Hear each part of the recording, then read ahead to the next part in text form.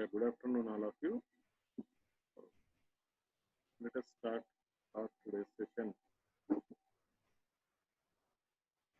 data analytics. Am I audible to everyone?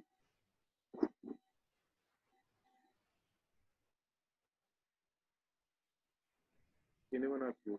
You just drop a message in chat box. Am I audible? Okay. Now,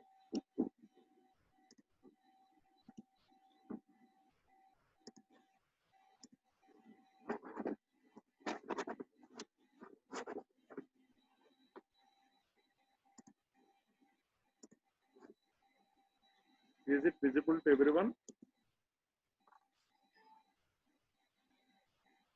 Right. Now, big data analytics. As the name itself refers at big data. So, what do you mean by big data? Suppose in the olden days we are using the storage area as kilobytes. Later it will be migrated to megabytes, gigabytes. Like that, it is growing up gradually. Now, what is the limitation? What is the limitation? Or how much of data we can say that it is big data? So still it is uh, uh, a question mark for us, because suppose if you take an example of a 1 liter water bottle, what will be the capacity of the water bottle? You are able to fill only 1 liter. If you try to keep more than that, it will become a big for it. So what I mean is, the big data, in the sense, it depends upon the storage area which we are using. Suppose if you have a 1 TB of storage area, if you try to keep more than that, then it will become big data for it. That's it. So, as you might have a doubt like, sir, what kind of, how the data will be growing up in such a way, in the sense, if you are talking about the social media, where we can post a number of videos, audios, text messages, etc., etc. As you know, for a 1 hour video, how much space it occupies? An image, how much space it occupies? So continuously, if you keep on adding the data, so where it can be stored, how we are going to be accommodate that much of data, again, all these things are becoming a question. So the big data analytics, the course itself will enlighten you the various storage mechanisms and the various analytics where we can apply. That means what way we can process the data. So these are all things which we are going to be discussed in the course. Now let us see the syllabus. So the first unit itself, it contains data structures in Java. As you all familiar with Java and as well as the data structures which you studied in the previous semesters.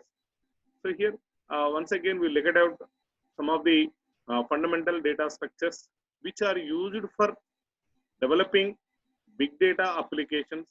That means solving the big data problems. Okay, so where we are using all these data structures. So that is the reason for giving fundamental knowledge to you. The first unit consists of the fundamental data structures. This is all related to the Java itself. How we are going to implement these data structures in Java, because the entire big data technologies, especially Hadoop, is implemented using Java. Okay, so that is the reason in the lab sessions or wherever we discuss, we'll talk about only the Java implementation of Java. Okay, so in that, the linked list, stacks, queues, sets, maps, generic classes, and type parameters, generic method. So now probably you may have an idea, and once again I'm giving you what exactly the generics. Generics enable types means both in classes and as well as interfaces,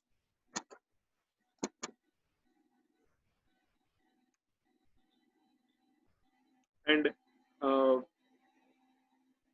all these types to be a parameters when defining classes, interfaces, and methods.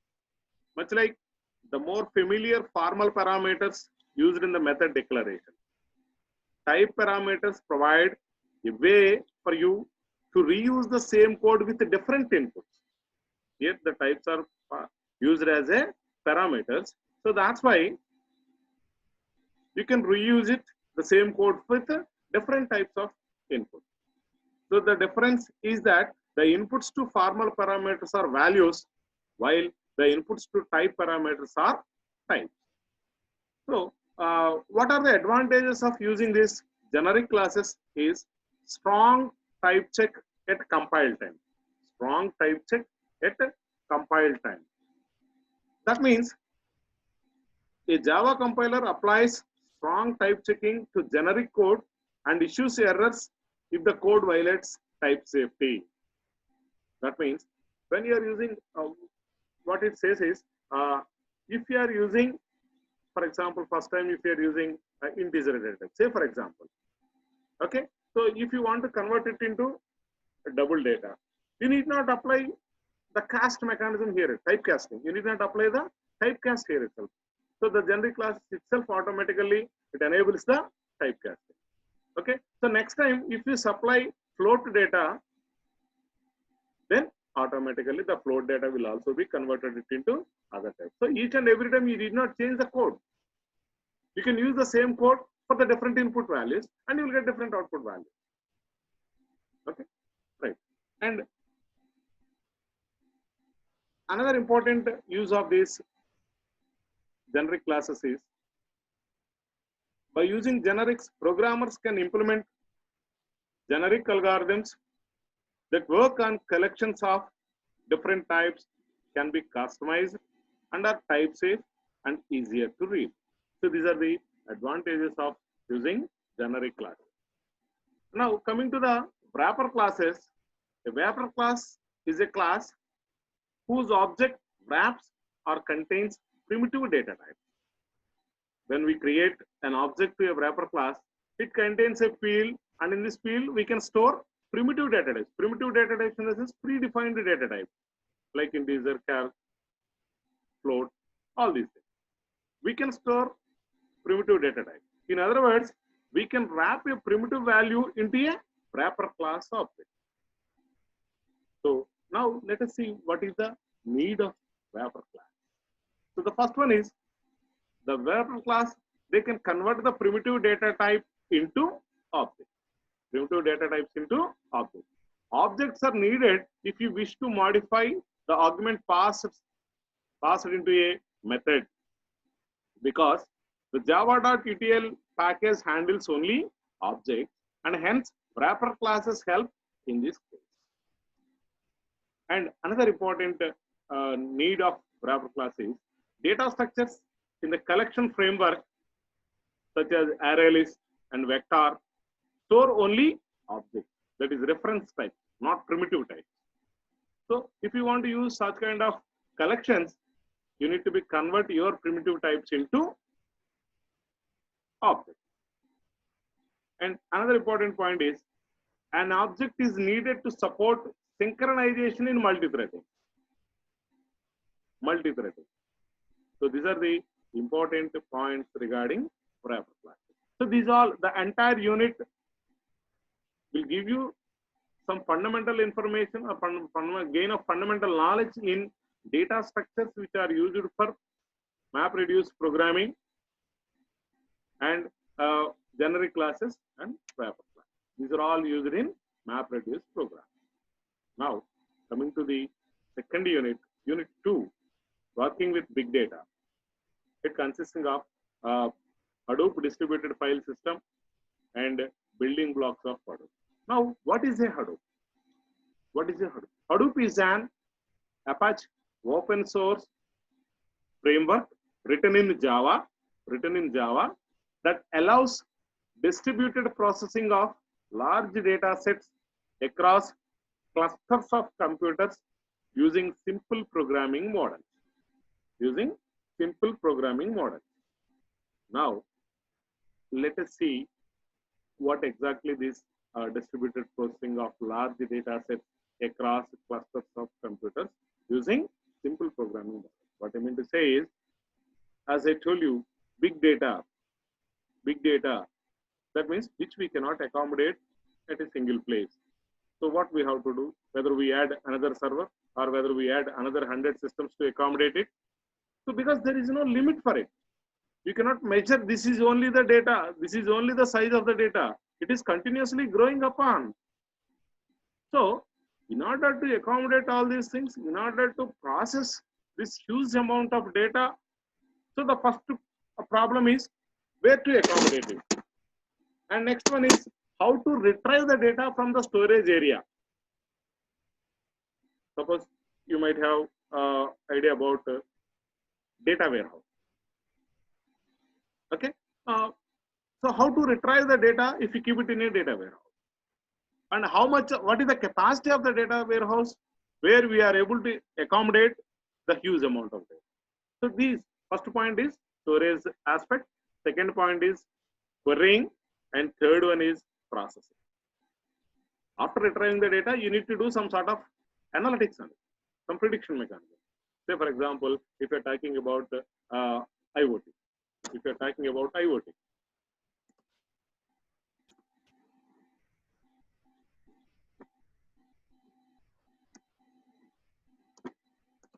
right? So where in the Internet of Things, the sensors are going to generate the data in a different format, right? So how to extract, some of them are as a signals, some of them are as a binary data, some of them are in some other format. So how to extract the data and how to process it and how to produce the result. These are the three important aspects where we are supposed to be discussed while handling the big data. So in that, Hadoop architecture consists of two different layers. One is processing or communication layer, that is called as MapReduce. As I told you, here three different steps are involved. One is storage area, and second one is querying, and third one is processing. Okay, so here the processing or the computation layer consists of, this is called as MapReduce, and second layer is Hadoop distributed file system. Second layer is Hadoop distributed file system. You can imagine like a file system in your computer, local file system in your computer. So Hadoop distributed file system is used for distributed storage. You use it for distributed storage.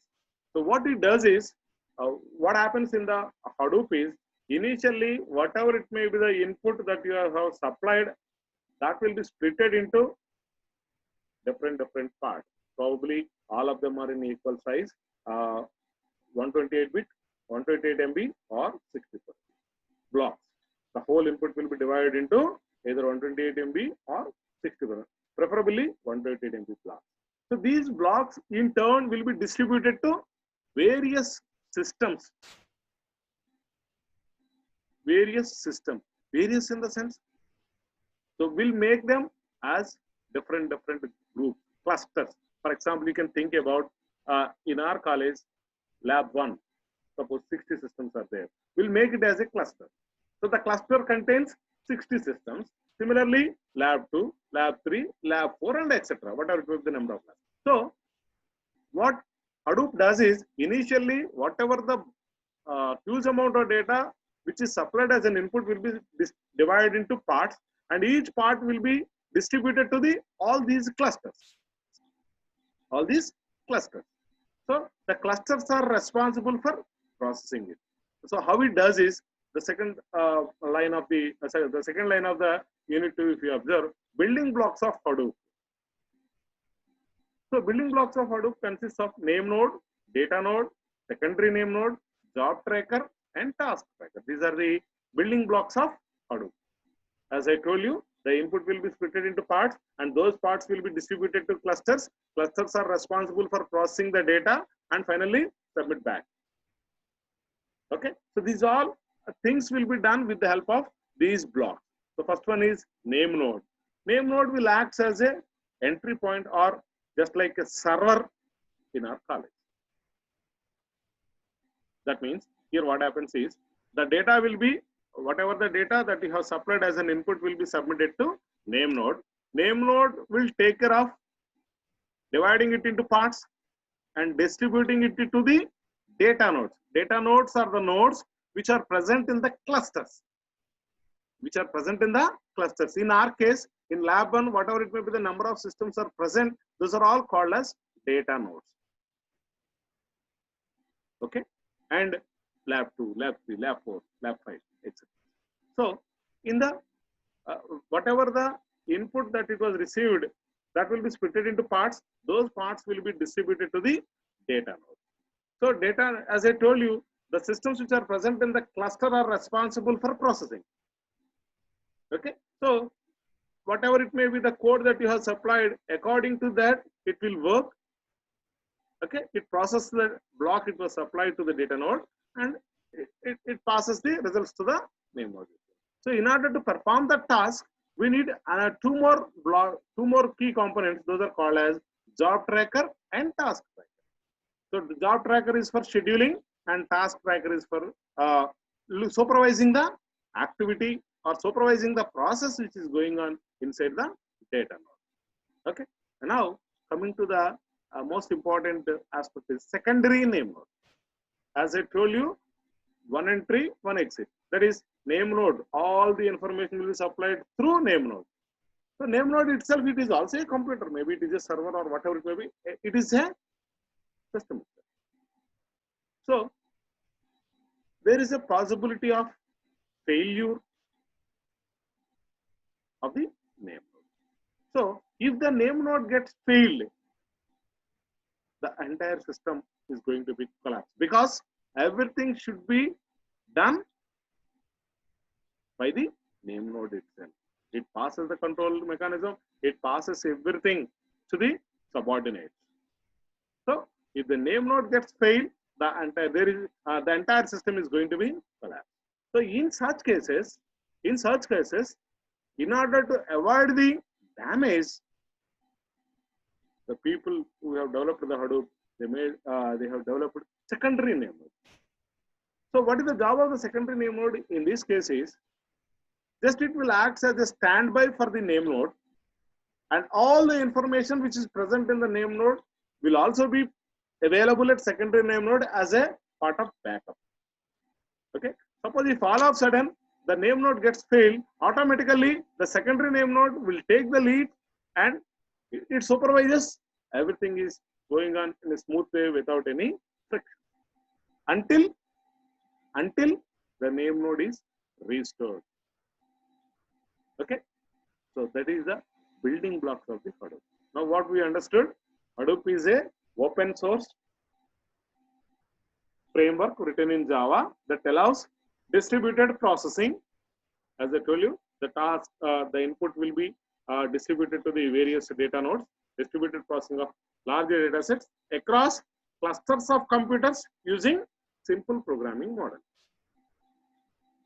Hope you understood. And the remaining part is introducing and configuring Hadoop cluster, local, pseudo-distributed mode, and fully distributed mode. So Hadoop can be installed in 3 different ways. One is the local mode, where only one name node and only one data node.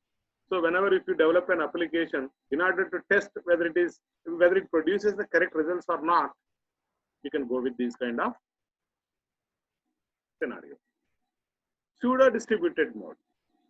In the pseudo distributed mode, you will have one name node and 2 data nodes.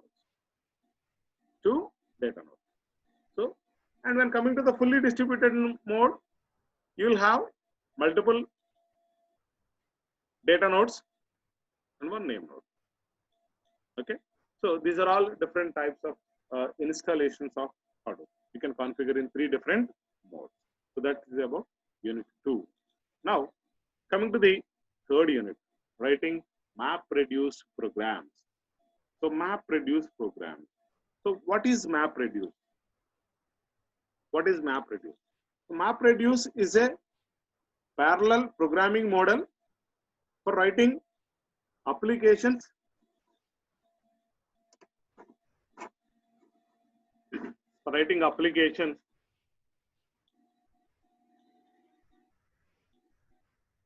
one second.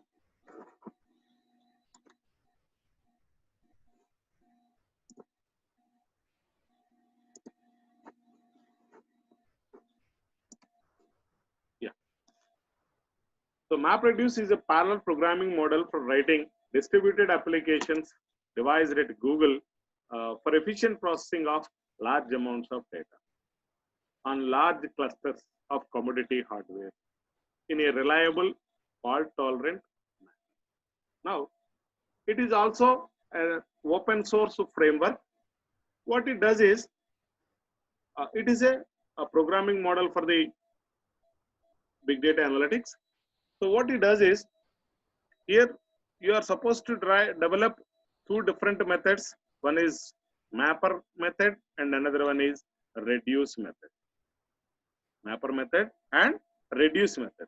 Say for example, let me discuss a problem, how it is going to be handled by the MapReduce programming model is. Suppose if you want to count the number of words which are present in a given paragraph. Once again, I will repeat the question.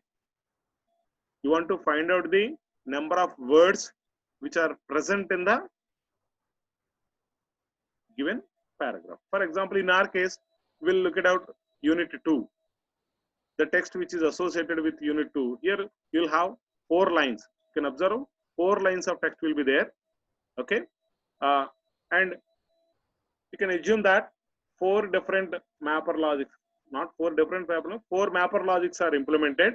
The first line will be supplied as an input to the mapper 1. Second line will be supplied as an input to the mapper 2. And third line is for map 3 and fourth line is for map 4.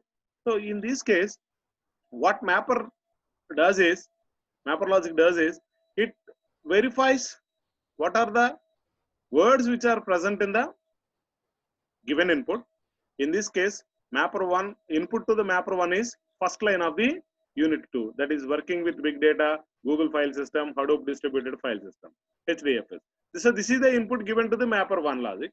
So what mapper 1 logic does is, it finds the words which are present in the first line, and if any one of the word is repeated, the count will become 2. For example, in our case, if you think about Google file system, it consists of file as a word, and in the Hadoop distributed file system, you will find file as another word. So in that case, working, no more words are present with the same. So that's why working followed by count is equals to 1. Similarly, for with, it shows 1, big 1, data 1, Google 1. When coming to the file, after traversing all the entire line, file, for the count of the file is equals to 2, because it was repeated 2 times in the given input. Like that, it scans the entire word and entire line, and it produces the output. Similarly, map 2, for map 2, second line is the input for it. So here also it will display all the words followed by the how many number of times it were occurred in that. Like that, map 3, map 4. So now imagine you have developed 2 different reduce logic. Okay. In that case, the first 2 outputs of the mapper logics are supplied as an input to the reduce logic, and mapper 3, mapper 4 outputs will be supplied as an input to the reduce 4. Okay, reduce 2, sorry. So what reducer logic will does is, simply it merges the of the 2 inputs, and finally it produces a consolidated output. That means for the reducer 1, the what is the input for it? The number of words which are present in the first line along with the count of the words. Similarly, and second line also. So what reducer does is, finally it prepares a list which consisting of all the words which are present in the line 1 and line 2 along with the count. Similarly, reducer 2, what is the input for the reducer 2? Mapper 3 logic output and mapper 4 logic output. That is line 3 and line 4 of in our case. So in the line 3 and line 4, whatever the number of words which are present in the line 3 and line 4 of unit 2, so all the words, it displays a consolidated list along with the count. Okay, so in such a way, the MapReduce programming model is going to solve our problem. So what we have to do when you want to solve a big data problem, you are supposed to develop a mapper logic and as well as a reducer logic. Okay, so the mapper logic is used for filtering the data and reducer logic is used for consolidating or merging. Of course, here how many number of mappers are supposed to be used, how many reducers are supposed to be used, those things, how do we manage all these things, we will discuss while discussing that particular unit. Okay, now coming to the unit 4, Hadoop. So it consisting of all the essential classes and methods which are used to develop the MapReduce programs are going to be discussed in the unit 4, right? And as I told you, HDFS is the storage area. HDFS is the Hadoop distributed file system is the storage area which is based on Google file system. It consisting of 2 modules. One is Hadoop Common and Hadoop Yarn. Okay, we will see all these things in the later sessions. And now coming to the 5th one is Pig. So what is Pig? Pig is a high-level programming language useful for analyzing large data sets. Useful for analyzing large data sets. It is used for analyzing the large data set. It consisting of 2 components. One is Pig Latin and another one is a runtime environment for running Pig Latin program. Okay, so you can write Pig Latin programs consists of a series of operations or transformations which are applied to the input data to produce the output. So these operations describe a data flow which is translated into an executable representation by Pig execution environment. Okay, so that is Pig. It has 2 different modes, execution modes. One is local mode and another one is MapReduce mode. If you run it in a local mode, which consisting of single JVM, Java Virtual Machine, and make use of local file system. So this kind of execution mode will be suitable only for analysis of small data sets using Pig. And coming to the next one, MapReduce mode. In this mode, queries written in Pig Latin are translated into MapReduce jobs and are run on Hadoop clusters. Okay, so MapReduce mode with fully distributed cluster is useful of running Pig on large data sets. So in such a way, the Pig is a tool used on Hadoop.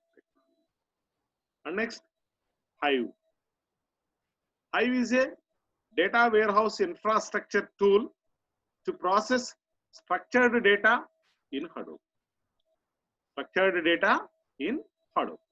Just like extracting the data from, just like it acts, you feel it is just like a SQL based interface. So it provides SQL type language for querying called HiveQL or HQL. So this is another tool which is used along with Hadoop for extracting the data and analyzing the data. So we will discuss in detail about all these things in the later sessions. Now, tomorrow we will see the objectives and outcomes of this course, and followed by we'll discuss about each and every unit in detail. Okay, so the features of, Hive is not a relational database. It is not a relational database. A design for online transaction processing. Hive is not designed